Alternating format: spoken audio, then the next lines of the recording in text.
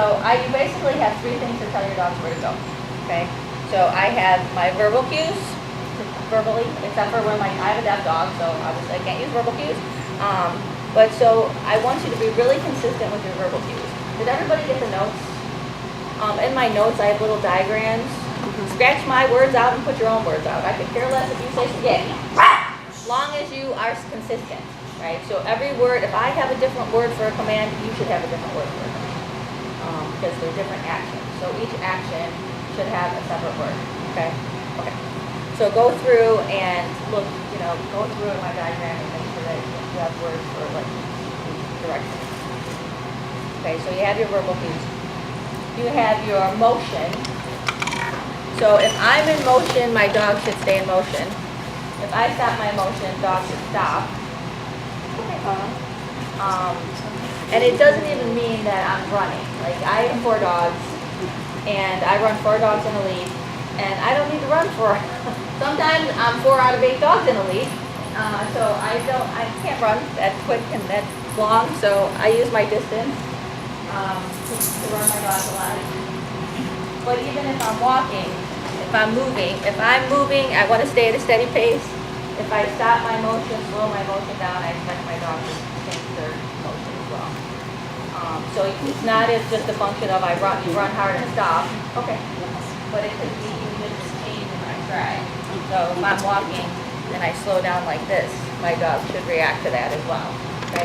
So how many times do you have your chances line or your fast line or your gambler's line or your jackpot line, trying to think of it, where you run and you get to the line and then you stop, right? And not only do you stop, you do this. Yep.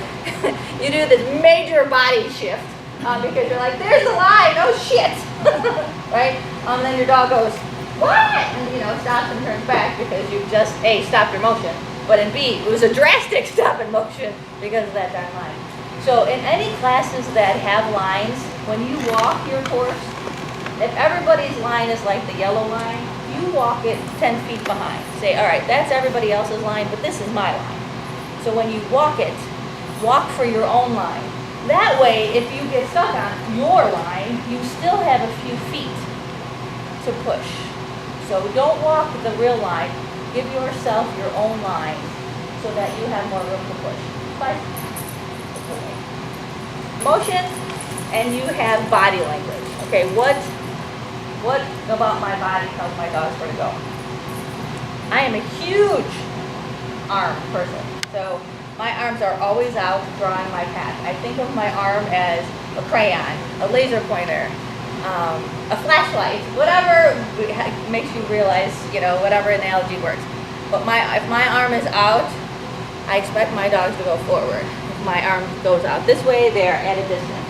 If I need to bring them in, I bring my arm out, and my dog goes forward, my arm goes forward. So that my dog always knows where they're going because of my arm motion. So if I want you to stay out, you stay out. I want you to come in, you come in. I want you to switch. I want you to switch, you switch.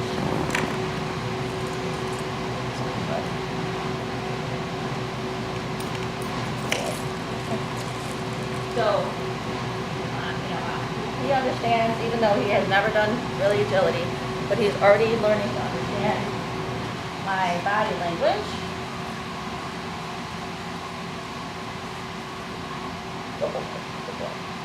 So, okay, so I think about my arms. I think about my eyeballs too. Where are you looking?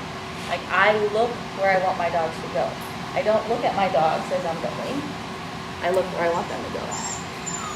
So if you look where you want them to go, you'll get more distance, more speed, and more drive. Just think about if you're walking, if I even just walk with you, okay, and you're looking at each other, it's kind of intimidating if you're both doing this. Mm-hmm. I don't want this. I want this. Right? So don't look at your dog. Look where you want him to go.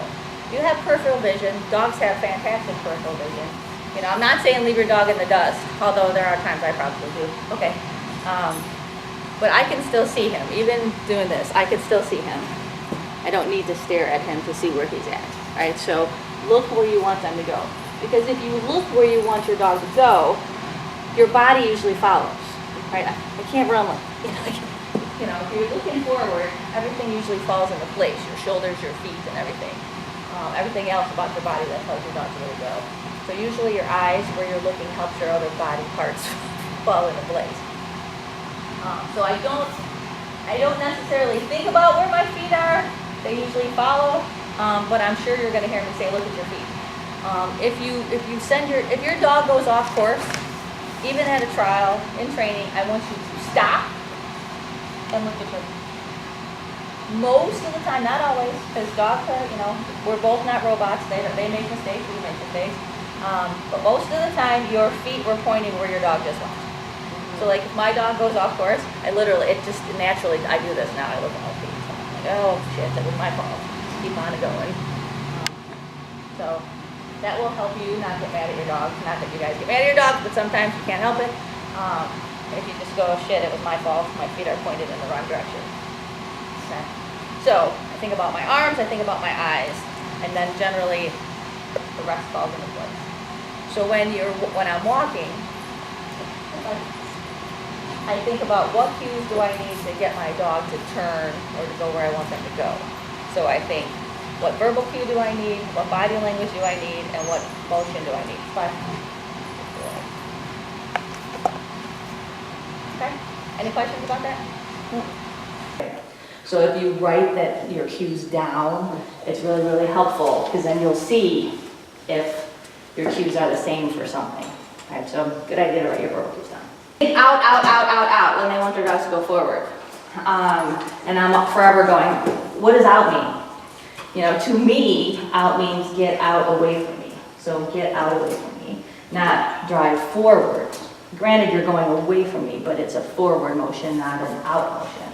So be clear with your cues, because if I say out and my dog drives forward, how does he know the difference if I want him to get out and I want him to go forward? It's the same cue. Agility. When I think about agility and handling, I think about you have three things to tell your dogs where to go. Okay? You have your verbal cues, you have your body language, and you have your motion. So those three things will tell your dogs where to go. You want them to mean the same thing. You want to be consistent with your cues. I highly recommend getting a training journal. Even I still have a training journal today. I go to trials. There's a sequence that I had a hard time with. I take a picture of the course. I put it in a little Word document, and I'll say, Sin did this, Jay did this, blah blah blah, so that you know what to work on. But it's not a bitch journal. Don't just bitch about stuff. Oh, but I had a great start line. I know I had great contacts or great leads or something. So writing things down will help you think about things that you need to work on, but also make you realize good things that your dog's done as well. Because sometimes we can concentrate on the negative things and not so much the positive things, and you have to stop back and look. Hey, my dog did good at this too. So body language. What do you do with your body to tell your dog where to go? I am huge. My arm is always out. Arm out, stay out, arm in, come in. That is the mantra of my handling. So if I want my dog to drive forward, my arm is forward. I want my dog to come in, I drop my arm. I want my dog to go around something, I draw my path. So my arm is always out, telling my dog where to go. Stay out, come in, get out, come in, go forward. It's pretty clear if you were my dog where I wanted to go, right? Stay out, come in. Stay out, come in. And we're going to do some exercises, how I teach my dogs that. So, arm out, stay out, arm in, come in. So I pay attention to my arms and think about your arm as like a laser pointer, a crayon, flashlight, whatever word analogy makes you think about it, but that you're drawing the path that you want your dogs to go on. So like if I want my dog to go forward, I think, all right, I'm drawing my dog's path forward. I want you to stay out. I'm kind of drawing my line outside. I want you to come in, I'm drawing a line, come back into my space. So kind of think of it as flashlight, crayon, whatever. You're drawing your dog's path and you want them to go with your arms. Don't care what you do with your hands. A lot of people keep your hand forward. I point. I'm a pointer. But it makes me crispy with my handling if I point. Like, I want you to go there. Like, lock your elbow. You don't want to run like this. know how some of you run, so sorry if I'm making fun of you.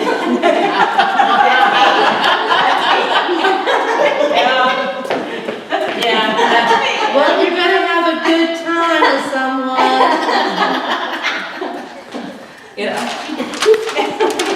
I run like this. I mean, I can pump with one arm, but my hand stays forward. If I want my dog to go forward, lock the elbow. If you think about locking your elbow, it will help with the flapping. Block the elbow. Yeah. Okay, so I think about my arms, where I want my dogs to go. I also look where I want my dogs to go. Don't look at your dog, because if you do this, you're looking at your dog and you're running. The dog's looking at you too, so you're both like this. It's hard to get distance and hard to drive forward when you're doing this. You're both looking at each other. You can look at your dog when you're going in the rain and when you're out of the rain. But when you're driving, when you're doing agility, don't look at your dog. Dogs have absolutely awesome peripheral vision. Oh, yeah. You know, they can see, depending on the shape of their head, they can really see far behind them. You know, so you don't have to look. I mean, I can still see my red tub over there, just right here, in my peripheral vision, right? So I don't need to stare. I can Even still at see it. 50? Shove it. Chrissy and I were having this conversation. I turned 50 last week. And we were talking about peripheral vision or something. And she's like, do you still have that at your age? It was a joke. It was so funny. It was like, ugh. Like, yes, I can still see you. I can still punch you like this and I'll lock you. Even if you're behind. Yeah. So That was what's going on in the back.